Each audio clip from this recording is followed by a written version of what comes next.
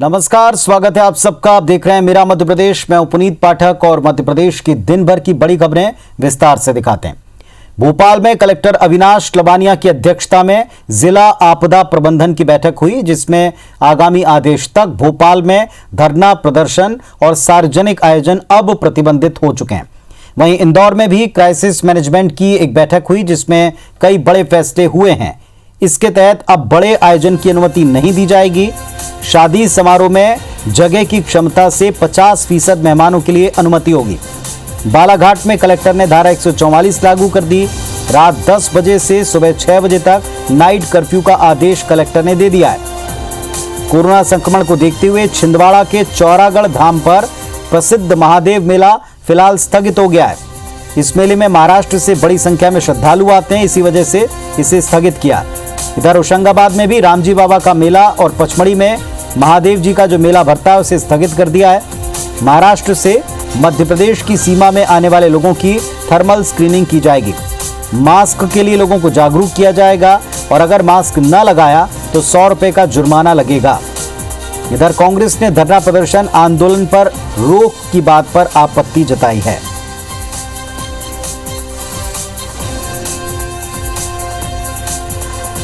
हम ये सुनिश्चित करेंगे कि ऐसे कार्यक्रम जहां जनता का ज़्यादा इन्वॉल्वमेंट रहता है वहां पर सभी तरह की गाइडलाइन का पूरी तरह से पालन हो।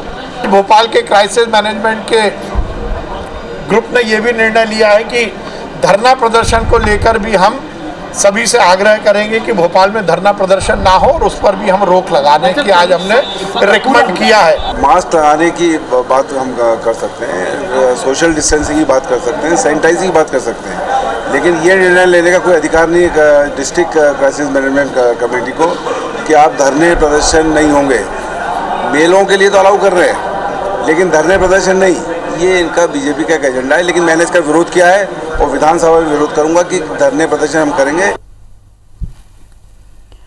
एक तरफ सरकार जनता से कोरोना गाइडलाइन का कड़ाई से पालन करने का निर्देश जारी कर रही है, तो दूसरी तरफ हमारे विधायक मास्क को लेकर बेतुके बयान दे रहे हैं। सुनवाते हैं आपको।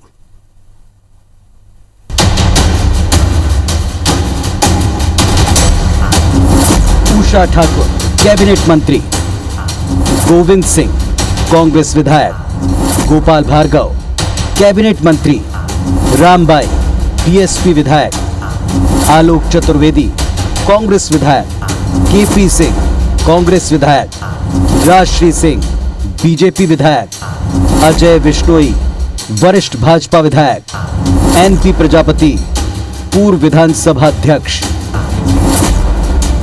ये तस्वीरें मध्य प्रदेश विधानसभा परिसर की हैं, जहां ये तमाम माननीय मास्क की अनदेखी कर रहे हैं, वो भी तब जब एक बार फिर कोरोना संक्रमण बढ़ने का खतरा है। जिस वक्त तमाम मंत्री विधायक बगैर मास्क लगाए घूम रहे थे, उसी वक्त प्रदेश के चिकित्सा शिक्षा मंत्री क्राइसिस मैनेजमेंट ग्रुप की बैठक करके कोरोना संक्रमण से बचाव की रणनीति बना रहे थे।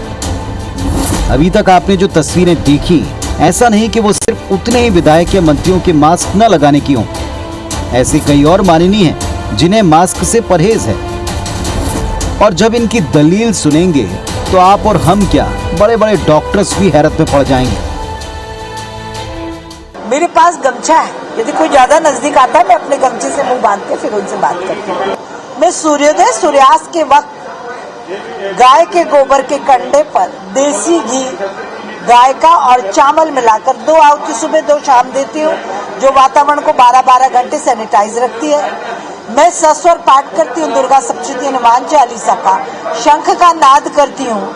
ये सारी चीजें रोग प्रतिरोधक क्षमता को बढ़ाती हैं और वातावरण को सकारात्मक करती हैं। क्यों पहनना है? जिस मास्क से मुझे तकलीफ हो, घुटन होती हो, उल्टी भर रही हो, मैं कैसे पहन सकती हूँ?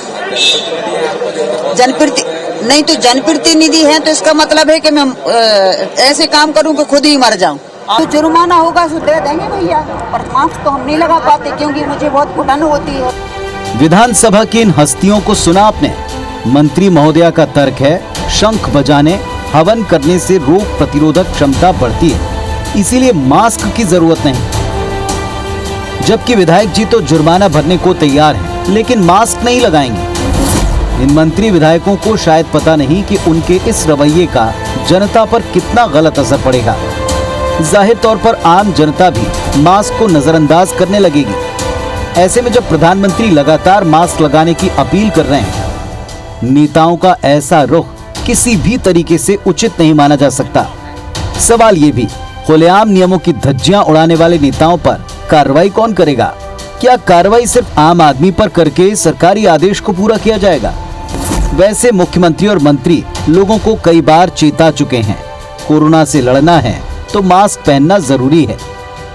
मेरी सभी प्रदेशवासियों से अपील है, विशेषकर इंदौर भोपाल में पूरी सावधानी रखें, मास्क जरूर लगाएं, सोशल डिस्टेंसिंग का पालन करें, क्योंकि जरा भी लापरवाही अगर रही तो हमारी सारी मेहनत बेकार हो जाएगी और प्रदेश फिर एक बड़े संकट में फंस जाएगा। अब प्रदेश को फिर से संकट में नहीं फंसने देना है, इसलिए सावधानी में ही सुरक्षा है। भोपाल में हम धरना प्रदर्शन पर रोक लगा रहे हैं। सख्ती के साथ मास्क पहनने की व्यवस्था हो, इसको भी सुनिश्चित किया गया है। महाराष्ट्र से जो लोग आएंगे उनकी थर्मल स्क्रीनिंग की जाएगी और ये सुनिश्चित किया जाएगा कि आगे कहीं भी ये संक्रमण ना फैले। महाराष्ट्र में कोरोना संक्रमण फैलने के बाद मध्य प्रदेश में सतर्कता बढ़ा दी गई है, क्योंकि महाराष्ट्र का एक बड़ा हिस्सा मध्य प्रदेश की सीमा से सटा है। महाराष्ट्र से आने वाले लोगों की थर्मल स्कैनिंग के आदेश हो गए, लेकिन जनप्रतिनिधियों का ये रवैया थोड़ा निराश करता है। ऐसा लगता है कि शायद उन्हें किसी बात की फिक्र नहीं। नवीन कुमार सिंह के साथ सुधीर दंडोतिया, IBC 24 भोपाल। मध्य प्रदेश में गुंडे बदमाशों के खिलाफ प्रशासन की कार्रवाई लगातार जारी है। कार्रवाई की पहली तस्वीर उज्जैन से, जहां जिला प्रशासन और निगम के द्वारा मोहन नगर के स्ट्रीट बदमाश का अवैध मकान ध्वंस कर दिया गया। बदमाश का पूरा परिवार आपराधिक गतिविधियों में लिप्त है। 15 से ज्यादा मामले अलग अलग थानों में दर्ज है। दूसरी तस्वीर ग्वालियर की। ग्वालियर जिला प्रशासन ने एंटी माफिया मुहिम के तहत गुंडों का करोड़ों का रेस्टोरेंट बुलडोजर चलाकर धराशायी कर दिया। रेस्टोरेंट को जमीन पर कब्जा करके भाई चला रहा था। आरोपी घंटोली वैश्य पर भी अलग अलग थानों में 1 दर्जन से अधिक आपराधिक मामले दर्ज हैं।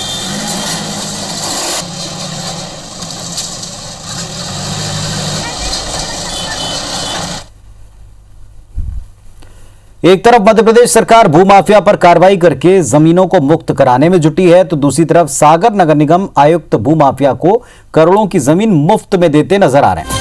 सागर में छोटे तालाब के पास अमृत योजना के तहत 3.5 करोड़ की लागत से 1.5 किलोमीटर क्षेत्र में अटल पार्क का निर्माण कराया गया, जिसका लोकार्पण हाल ही में नगरीय प्रशासन मंत्री भूपेंद्र सिंह ने किया था।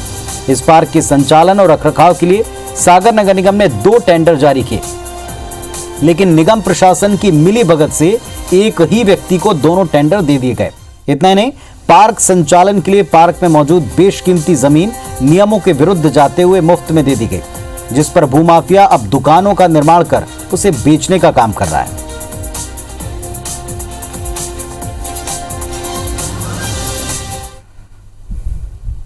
मैं आज ही इस संबंध में आयुक्त नगर निगम से सारे रिकॉर्ड तलब करके इसकी एक बार जांच पड़ताल कर लेता हूं, फिर मैं वस्तु स्थिति आपको जरूर अवगत कराऊंगा। और यदि इनके अलावा उनको ऐसी गिफ्ट में दे दी है कि आपने इतना अच्छा बढ़िया पार्क बनाया है, आप 5,000 वर्ग फुट पे बिल्डिंग बना के किराए से 10-10 लाख में पगड़ी लेके दे दीजिए, रेवेन्यू इकट्ठा कीजिए, तो मैं नहीं मानता कि ये सही है, ये लीगली सही नहीं है। चूंकि रेवेन्यू मॉडल जनरेट करना है और उनको उनके द्वारा स्वयं बनाई गई है, हमने नहीं बनाई दुकानें, जमीन हमने उनको दी है। तो दुकानों को 10 लाख रुपए पकड़ ले रहे हैं, क्या आपको जानकारी है? देखिए, ये उनको चलाना है और वो पर मंथ हमको 4.5 लाख 455 देंगे जी। तो अब वो उस पर किस प्रकार से उनको संचालित करना है, जिसने टेंडर लिया है, ये उनकी जिम्मेदारी।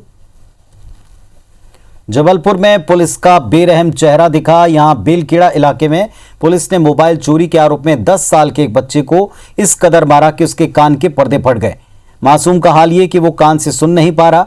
पुलिस की इस बर्बरता के खिलाफ पीड़ित बच्चे के परिजन अपनी फरियाद लेकर एसपी ऑफिस पहुंचे। जबलपुर एसपी ने पूरी घटना में जांच के आदेश दिए। बेलखेड़ा के रहने वाले ब्रिजेश गौड़ के 10 साल के बेटे को उसके दोस्त ने एक मोबाइल रखने को दिया था। पता चला ये मोबाइल बेलखेड़ा के पुलिस परिसर में रहने वाले एक कर्मचारी का था। चोरी के मामले की जांच करते करते पुलिस ब्रिजेश के घर पहुंची। डायल 100 में तैनात 4 से 5 पुलिसकर्मी ने उसके बेटे लखन को इस बुरी तरह पीटा कि उसके कानों से खून निकलने लगा। पकड़ के उसको बहुत मारा और अंदर लान के मारा और मुझे भी बहुत मारा। क्यों तुमको क्यों मारा? मैंने कहा साहब क्या हो गया, तो मुझे भी मारा बहुत, 20 हाथ मारी, कान में से खून निकलने लगा, पर्दा फट गया। उससे नाम पूछा गया तो वो नाम स्पष्ट नहीं बता पा रहे थे, उसके परिजन भी साथ में थे। अतः उनको बुलाया गया है और पहचान करवाई जा रही है। जो भी कर्मचारी FRV में रहे होंगे उनसे पूछ के अगर उनके दोषी हैं तो उनके खिलाफ कार्रवाई की जाएगी। इंदौर के विजयनगर थाना क्षेत्र में एक स्पा पार्लर में क्राइम ब्रांच और महिला थाने की टीम ने दबिश दी। मौके पर पुलिस ने संदिग्ध सामान के साथ 12 युवतियों और 11 युवकों को गिरफ्तार किया। इंदौर क्राइम ब्रांच को लगातार शिकायत मिल रही थी कि विजयनगर थाना क्षेत्र में एटम्स नाम से स्पा पार्लर में सेक्स रैकेट चलाया जा रहा है, जिस पर पुलिस ने कार्रवाई करते हुए संदिग्ध अवस्था में युवक युवतियों को गिरफ्तार किया। गिरफ्तार युवतियों में 2 युवतियां थाईलैंड की बताया जा रहा है कि एटम्स पार्लर पर पहले भी क्राइम ब्रांच द्वारा दबिश दी जा चुकी। स्पा है एटम करके, वहाँ पर कुछ अनैतिक गतिविधियां, अनैतिक देह व्यापार का कार्य हो रहा था। महिला थाना और अपराध शाखा दोनों ने मिलकर वहाँ पर दबिश दी है। वहाँ से 13 महिलाएं और 11 पुरुष मिले हैं। थाई महिलाएं हैं उसमें, लेकिन उनका किसी का पासपोर्ट अभी नहीं मिला है। ग्वालियर चंबल के सबसे बड़े गर्ल्स कॉलेज कमला राजा कन्या महाविद्यालय के प्रोफेसर पर यौन शोषण के गंभीर आरोप लगे हैं। सोशल मीडिया पर एक ऑडियो और व्हाट्सएप चैट वायरल हो रही है, जो कि कॉलेज की छात्रा और प्रोफेसर के बीच की है। ऑडियो 2 साल पुराना बताया जा रहा है, लेकिन अब इसके वायरल होते ही इस पर राजनीति शुरू हो गई। कांग्रेस कार्यकर्ताओं ने KRG कॉलेज के गेट पर धरना देते हुए यह आरोप लगाया कि कॉलेज के प्रोफेसर छात्राओं को पास करने और नंबर बढ़ाने का लालच देकर उनका शारीरिक शोषण कर रहे हैं। आरोप लगने के बाद कॉलेज के प्रोफेसर भी सामने आए। प्रोफेसर का कहना है कॉलेज में नौकरी से निकाले गए 2 कर्मचारियों ने उनकी छवि खराब करने के लिए इस पूरे मामले को हवा दी। ये सब झूठ है, इसके लिए उन्होंने हाईकोर्ट में अर्जी लगाई है।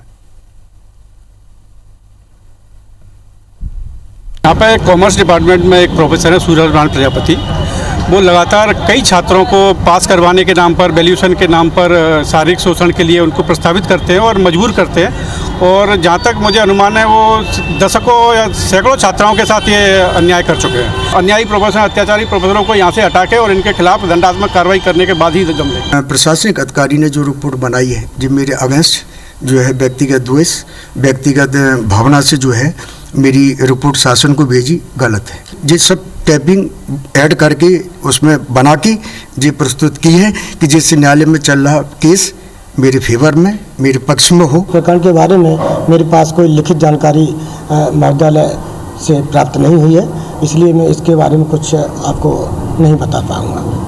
जबलपुर में 50 लाख रुपए का कर्ज चुकाने की खातिर एक आरोपी ने अपहरण की साजिश रच डाली। आरोपी ने अपने 5 साथियों के साथ मिलकर गैस एजेंसी संचालक के 17 साल के बेटे का अपहरण करने की कोशिश की।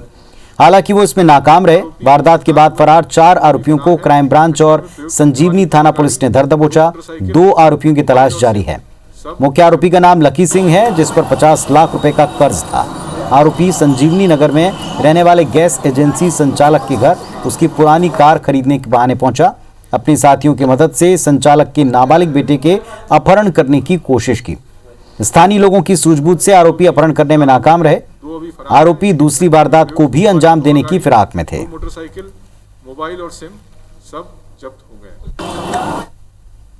अपहरण का प्रयास सफल नहीं हो पाया था, इस कारण से कोई ऐसी रकम नहीं मांगी गई थी, लेकिन इनकी योजना बड़ी थी। अगर वो प्रयास सफल हो जाता तो ये 50 लाख की फिरौती ये मांगते, और अगर ये जल्दी नहीं पकड़े जाते तो इनकी योजना कहीं और ये घटना कारित करने की थी। छत्तीसगढ़ के मुख्यमंत्री भूपेश बघेल आज मध्य प्रदेश के सिवनी पहुंचे। सिवनी के दिघौरी गांव में विश्व के सबसे बड़े स्फटिक शिवलिंग और गुरु रत्नेश्वर भगवान के दर्शन किए। इसके बाद धार्मिक कार्यक्रम में शामिल होकर जगत गुरु स्वामी स्वरूपानंद सरस्वती महाराज से आशीर्वाद लिया। इसके अलावा जन समुदाय को संबोधित किया। छत्तीसगढ़ में मंदिर निर्माण के लिए 10 एकड़ जमीन के कागजात जगत गुरु स्वामी स्वरूपानंद सरस्वती को सौंप दिए। साथ ही कहा कि जब वे छत्तीसगढ़ सरकार में राजस्व मंत्री थे, उस समय उन्होंने शंकराचार्य स्वामी स्वरूपानंद सरस्वती को मंदिर के लिए जमीन देने का वायदा किया था। इस दौरान मुख्यमंत्री भूपेश बघेल के साथ छत्तीसगढ़ के कृषि मंत्री रविंद्र चौबे भी मौजूद थे।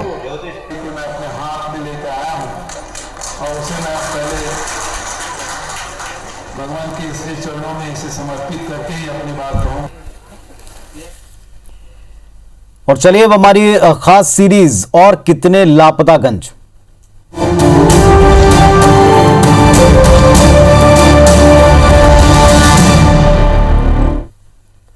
भोपाल में अब तक की पड़ताल हमने जो की उसमें आपको बताया कि किस तरह बड़ा तालाब कैचमेंट गांव और तालाब के एक ओर का हिस्सा गायब कर दिया।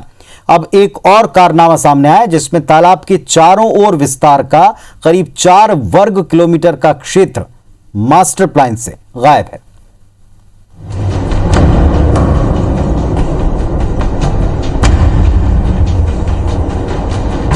भोपाल के मास्टर प्लान 2031 में विश्व धरोहर रामसर साइट का दर्जा प्राप्त बड़ा तालाब का विस्तार 34.84 वर्ग किलोमीटर का बताया गया है, जबकि तालाब का वास्तविक विस्तार 38 वर्ग किलोमीटर का है। मतलब करीब 4 वर्ग किलोमीटर का तालाब गायब कर दिया गया है।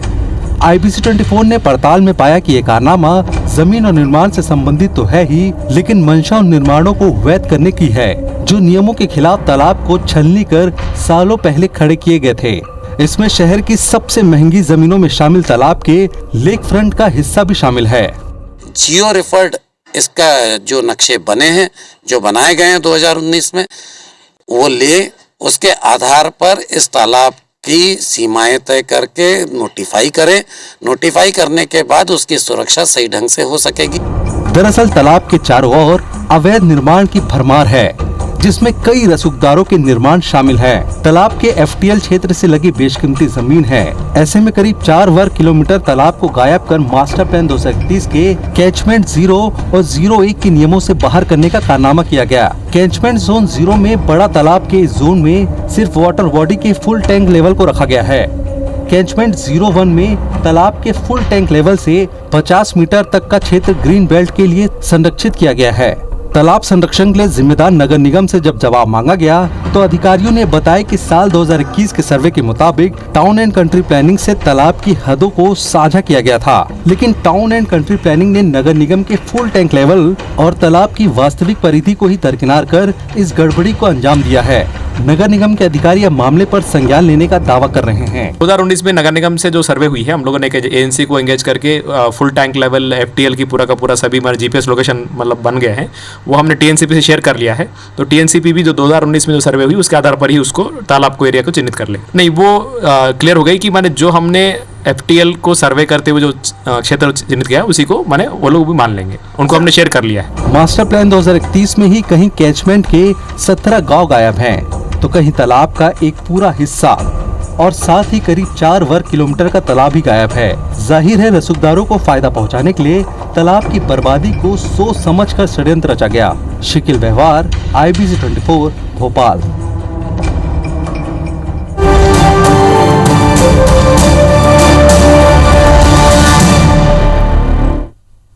तो इस बुलेटिन में फिलहाल इतना ही। खबरों अपडेट्स के लिए आप देखते रहिए IBC 24। नमस्कार।